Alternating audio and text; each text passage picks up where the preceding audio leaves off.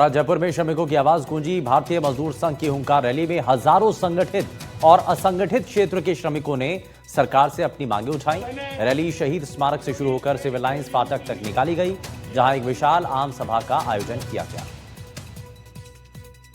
मेरे साथ medical department से जुड़े हुए कुछ नर्सिंग कर्मी हैं, उनसे मैं बातचीत करूंगा क्या कुछ मांगे हैं और यहाँ पर क्या मतलब आप लोगों की किन मांगों को लेकर यहाँ पर पहुँचे हैं सर।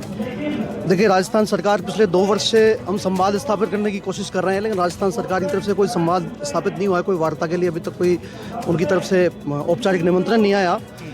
पूरे राजस्थान के नर्सिंग संवर्ग में बहुत सारी विसंगतियाँ हैं, वेतन विसंगतियों से लेकर के प्रमोशनल विसंगतियाँ हैं, टाइम पर पदोन्नतियाँ नहीं हो पाती हैं, लोग रिटायर हो जाते हैं। इसके अलावा हमारे जो नए बच्चे हैं, कॉन्ट्रेक्चुअल भर्तियाँ हैं, कॉन्ट्रेक्चुअल भर्तियों की बहुत सारी समस्याएं हैं। इनकी जो भर्ती है वो अब तक बोनस संकोच से होती आई है। तो हम मुख्यमंत्री जी से दोबारा हमने डिमांड की है कि ये 10, 20 और 30 जो इनको बोनस मार्क पहले दिए जाते थे, वो बोनस मार्क दोबारा से जब भी कोई नई भर्ती हो नर्सिंग संवर्ग में नर्सिंग अधिकारी की, वो बोनस मार्क दोबारा से दिए जाएं। आप क्या कहेंगे, क्योंकि जिस तरीके से ये तो हमारे जैसे प्लेसमेंट एजेंसी में हम लोग कार्य करते हैं, हम 3 साल से गवर्नमेंट को अच्छी सेवाएं दे रहे हैं महिला चिकित्सालय के अंदर। हम चाहते हैं कि आगे हमारी मांगी रखी जाए, हमें मेरिट प्लस बोनस पे हमारी नियुक्ति हो 10, 20, 30 अंकों के पर।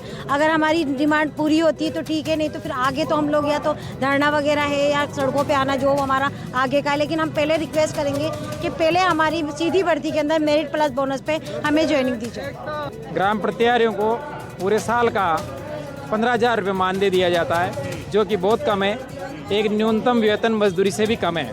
हमारी मांग है कि उनको स्थायी किया जाए और स्थायी होने तक प्रति माह 18,000 रुपये मानदेय दिया जाए। सरकार से हमारी मांग है। क्या कुछ मांगे हैं भाई साहब आपकी? हमारा सर सुप्रीम कोर्ट से जो अभी आदेश हुआ 7/3/2024 को 25 को 132/2016 जो केस है, उसमें हम सुप्रीम कोर्ट ने कहा भी इनको नियमित किया जाए। जो सर्व समग्र शिक्षा अभियान में कार्यरत है उन कर्मचारियों को, हम 174 राजस्थान में लगे हुए हैं, तो हम नियमित की मांग करते हैं। जब अगर सुप्रीम कोर्ट ने किया तो ये सरकार, हमने कई बार ज्ञापन दिया लेकिन नियमित नहीं कर पा रही और न सुन पा रही है, जबकि सुप्रीम कोर्ट ने इस तरह का आदेश कर दिया कि इनको नियमित किया जाए। जो सेवाएं दे रहे 10 साल से ऊपर हो गए उनको, हमको सर 20 साल सेवा देते हो गए। दिव्यांग बच्चों की हमने नींव रखी और उनके लिए हम सम्मेलन दे रहे हैं स्कूलों में जा करके, और पूरे ब्लॉक लेवल का काम कर रहे हैं। सीबीओ कार्यालय में लगे हुए हैं RPCWN पोस्ट पर। जन्म से लेके 100 साल तक का जब तक आदमी हो जाता है तब तक उसकी सेवा करते हैं। गर्भवती दात्री महिलाओं को टीकाकरण सारी सुविधा आशा सहयोगिनी करती है। फील्ड में 24 घंटे काम करती है, मगर उसके बाद में उसको मात्र और 5,000 रुपये मिलते हैं। इसलिए सरकार से हमारी ये मांग है कि पहले हमें परमानेंट करें, और परमानेंट नहीं करते हैं तब तक हमारा मानदेय कम से कम 25,000 रुपये करें। वहीं नागौर जिले के श्री सीमेंट कंपनी द्वारा भूमि अधिग्रहण के लिए NOC प्राप्त करने के प्रयासों के बीच नया विवाद खड़ा हो गया। पिथासिया, खेतोलाव, हरीमा, सरासनी और सोमड़ा के रहने वाले लोगों ने कंपनी पर गंभीर और धोखाधड़ी दस्तावेजों में हेराफेरी के आरोप लगाए। इसके लिए उन्होंने जिला कलेक्टर को ज्ञापन भी सौंपा है। 23/12/25 का पिथासिया गांव में श्री सीमेंट की कोई ब्लॉक आई है, जिनमें पिथासिया और पिथासिया, खतलाव, सरासनी, हरीमा, सोमना 5 गांव था। एडीएम साहब आया, प्रशासन पूर्व आयोग, कंपनी का आया, सब 5 गांवों के किसान भी आया। पर्यावरण की NOC वास्ते मतलब बटे वो कार्यक्रम था। किसानों ने, सब 5 गांवों के किसानों ने मिलकर उस NOC वास्ते बहिष्कार किया। बहिष्कार में 10 पॉइंट लिखे कि हमारी मांगे पूरी करते हैं तो हम सब सहमत हैं, नहीं हम सहमत नहीं हैं। 5 बजे के बाद में एडीएम साहब वहाँ से निकल गए।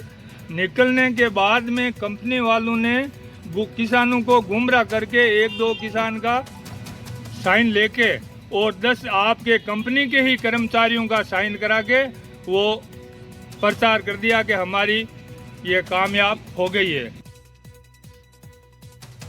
और सांचौर से बड़ी खबर है, जहां सीसावा गांव में प्लॉट विवाद जानलेवा बन गया और प्लॉट को लेकर 2 गुटों के बीच विवाद बन गया। एक पक्ष ने उत्पात मचाया, धारदार हथियारों से लैस होकर आए हमलावर, जहां एक महिला को गाड़ी से कुचला, जिसमें मौत हो गई। सांचौर के चितलवाना थाना क्षेत्र के सीसावा गांव में प्लॉट को लेकर 2 गुटों के बीच ये विवाद की जानकारी मिली। मेरा नाम नारायण है और हमारा 45 साल से कब्जा है और हमारा वो प्लॉट है 45 साल से। और अभी हमने 2 दिन पहले ही उस पर कब्जा करके वो तारबंदी करके कंप्लीट किया था उसमें। और वो एक जाट है, वो चुनाराम में और पेमाराम में, नैनाराम, देवाराम, अपना नवलाराम, तो उन्होंने जबरदस्ती एक रात को एकजुट होकर हमारे ऊपर हमला किया और जबरदस्ती उस प्लॉट में विवाद बनाए। प्रशासन यही मांगे साहब हमारी अपना हेल्प करे सर। और हमारे जबरदस्त उन्होंने हथियारों ने हमारी दादी ऊपर। मुलजिमों को गिरफ्तारी की मांग भी की। हाँ सर, वो मुलजिमों को अभी तक गिरफ्तार नहीं किया है, उनको गिरफ्तार करने की जल्दी से जल्दी